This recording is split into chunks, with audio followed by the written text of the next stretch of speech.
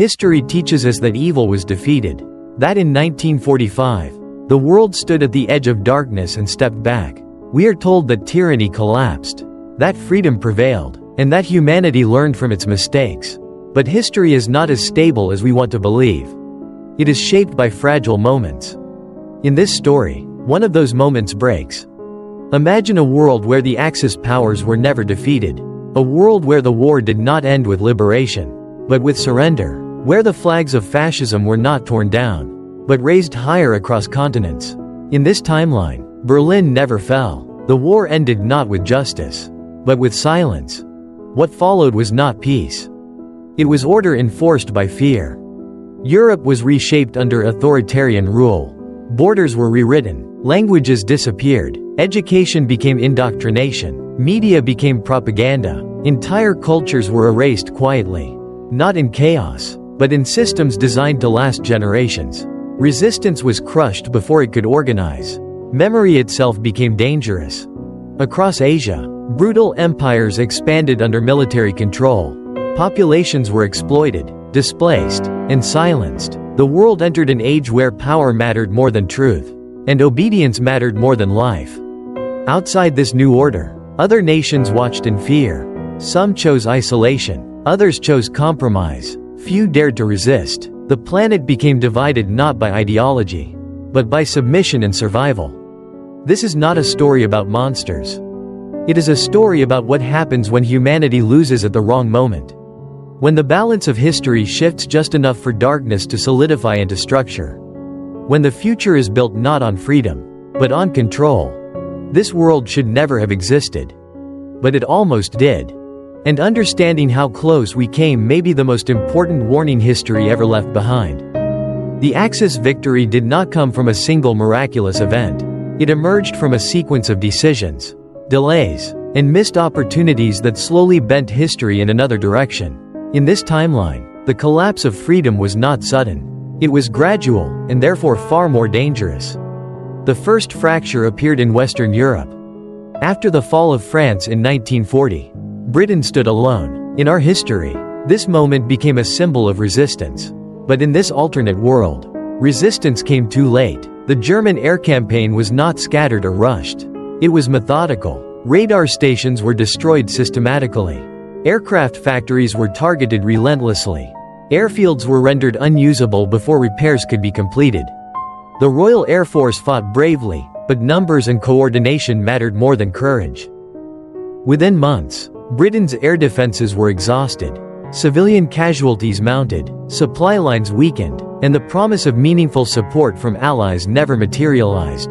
Facing the threat of full invasion and national collapse, the British government made a choice that would echo through history. They negotiated.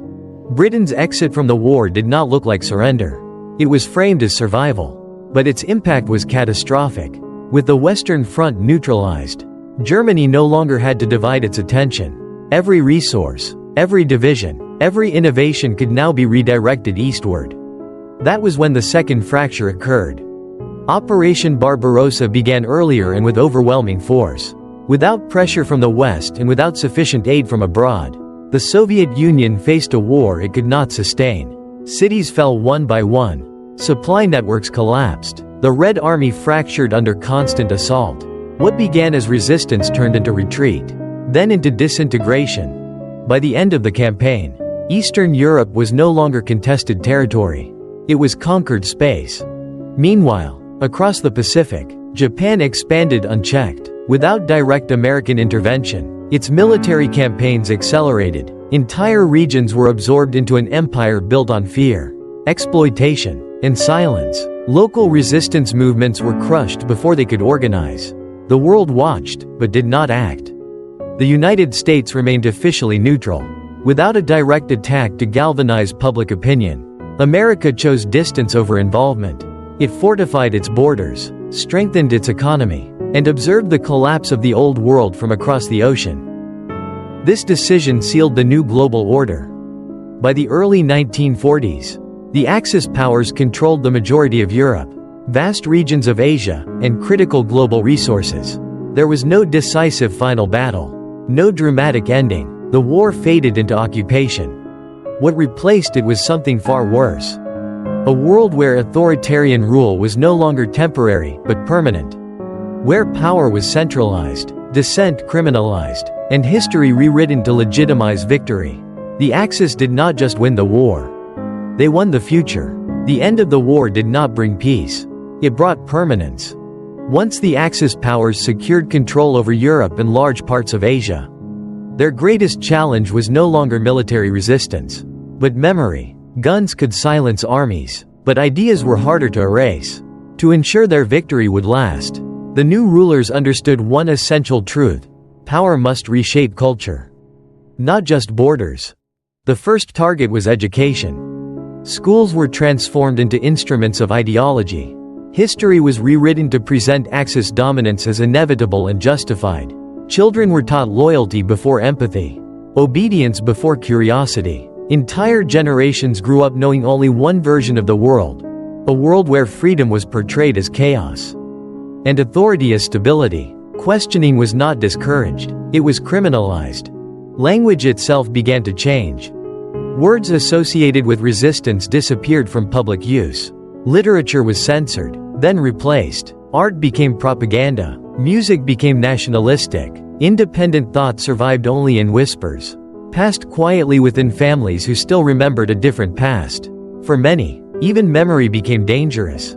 Media completed the transformation. News no longer informed, it instructed. Reality was filtered through state approval, creating a permanent sense of external threat. Citizens were taught that enemies still surrounded them, that vigilance was necessary, and that sacrifice was honorable. Fear became routine, surveillance became normalized. In this world, control did not rely on constant violence. It relied on predictability. Those who complied were allowed to live quietly.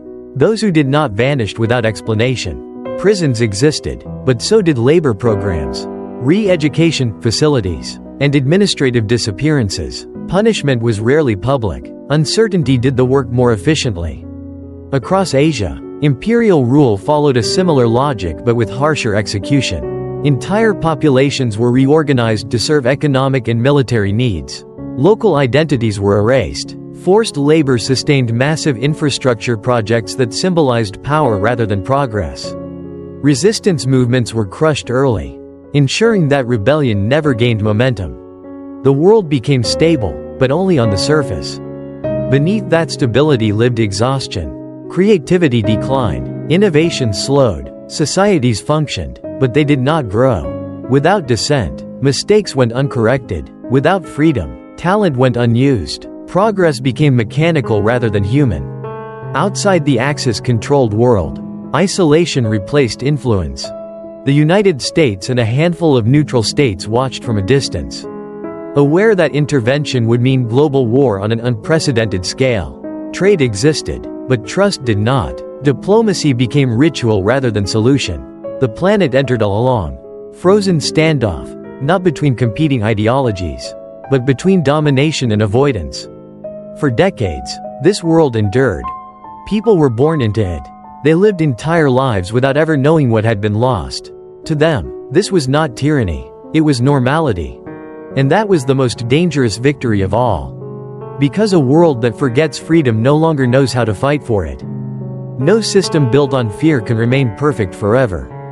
For decades, the Axis-dominated world appeared stable.